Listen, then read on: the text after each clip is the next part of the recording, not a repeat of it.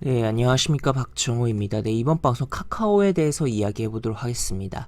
영상 하단에 좋아요 한 번씩 눌러주시고 이야기 시작해 보도록 하겠습니다. 네, 카카오 어제 하락을 좀 했죠. 하락을 했고, 뭐 지금 차트 흐름이 그렇게 썩 괜찮은 상황은 아니다라는 거 체크를 해볼 수가 있겠고, 여기 지금 현재 요 갭 구간에서 살짝 버티고 있는 상황이긴 하다라는 것을 볼 수 있겠습니다. 그러나 보시면 이렇게 외국인 매도, 기관 매도, 연기금 보면은 이런 식으로 지금 연기금이 계속적으로 테크, 기술주와 뭐 흔히 뭐 성장주로 분류가 되면서 특히 이제 코로나 상황 속에서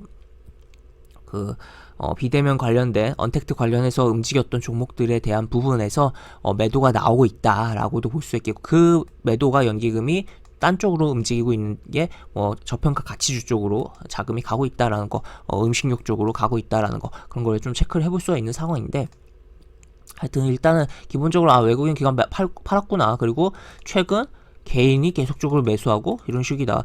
사실 뭐 개인이 매수한다고 해서 무조건 떨어지라는 법은 없어요. 하지만 이제 시가총액이 좀 큰 덩치가 있는 종목에 있어서는 개인이 연속적으로 매수가 너무 들어온다, 이거 굉장히 좀 안 좋은 부분이다라고 볼 수 있겠고, 항상 그래서 시가총액이 어느 정도 있는 종목에 있어서는 나도 개인이지만 다른 개인 투자자들과 반대로 행동해야 수익을 볼 수 있다라고도 볼 수 있겠습니다. 왜? 해당 종목의 경우는 기관과 외국인이 주도를 하기 때문에 라고 볼 수 있겠죠. 그래서 이러한 흐름이 발생했고, 또 공매도 상황 보겠습니다. 공매도 상황 보면은 지금 공매도가 두 자릿수가 계속적으로 진행이 되고 있어요. 매매 비중이 하루 거래량 대비해서, 전체 거래량 대비해서 두 자릿수 공매도가 계속적으로 발생하면서 어제 또 16%가 발생했어요. 그러면서 이제 반등에 대한 벽을 계속적으로 치고 있는 상황이다라고 표현을 해볼 수가 있겠고, 그리고 밤사이에 이제 파월이 이제 빅스텝에 대한 부분이 물론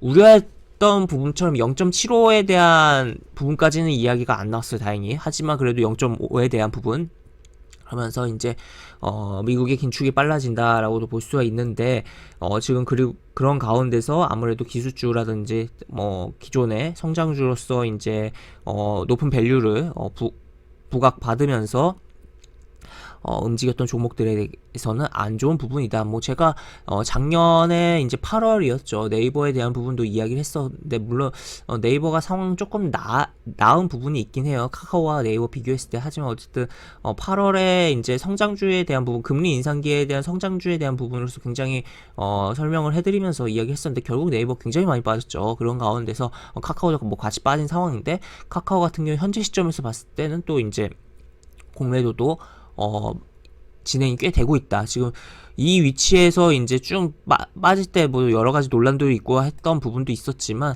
지금 요 위치에서도 지금 뭐 돌려줘야 되는데 차트가 좀 이상하죠. 이상하고 또 약간 여기서 요 느낌과 여기 구간 느낌과 비슷하게 흘러가고 있기도 하죠. 그래서 하여튼 또 하방에 대한 부분을 우리가 생각을 해봐야 되는 부분이다라고도 볼 수 있겠습니다. 그래서 그런 가운데서 또 주봉을 보면은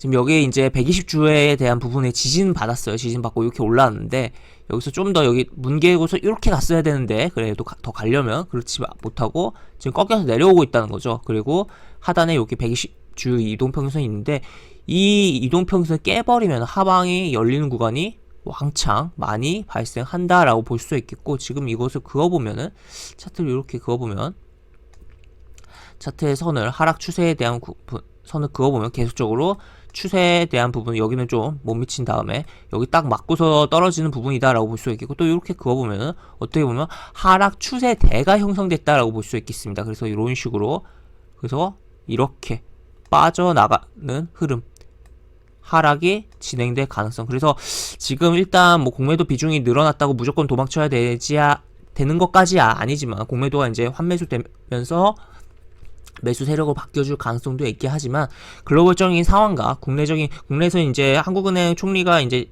새로운 분이 취임을 했는데, 인플레이션 파이터에 대한 부분을 천명을 했다라고도 볼 수 있어요. 그런 발언을 했는데, 그렇다면 결국에 금리 인상이 진행될 것이다 라고 볼 수 있겠고, 금리가 인상된다면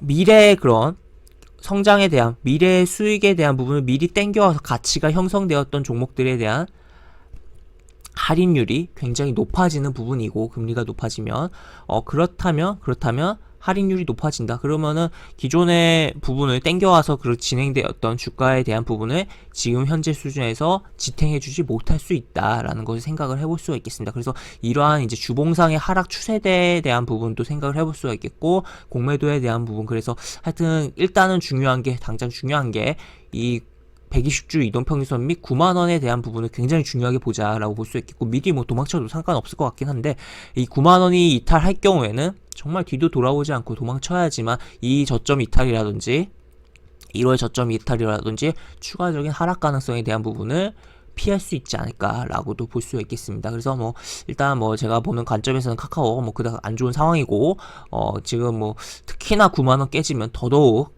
안 좋은 상황으로 흘러갈 수 있는 만큼 굉장히 조금 조심을 하면서 만약에 접근을 하려고 했던 분들이라면 접근을 자제하는 게 안전할 수 있겠다라고 볼 수 있겠으며, 기존 보유자라면 이제 지금도 뭐 상황이 안 좋겠지만 더 안 좋아질 가능성 생각하면서 경각심을 가지면서 바라봐야 되는 상황이다라고 정리를 해볼 수 있겠습니다.